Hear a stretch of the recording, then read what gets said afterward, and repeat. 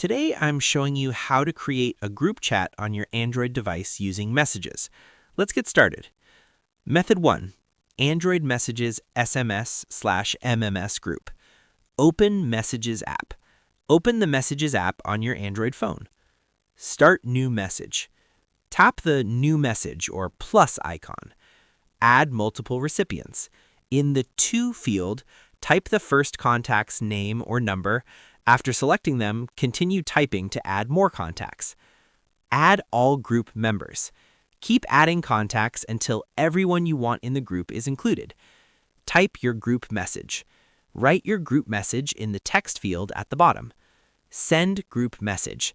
Tap the Send button. All recipients receive the message as a group MMS conversation. Group settings. On the group chat screen, tap the three dots to access settings, change the group name, or add more people. Important notes.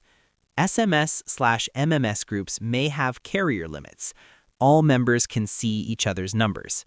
And that's it.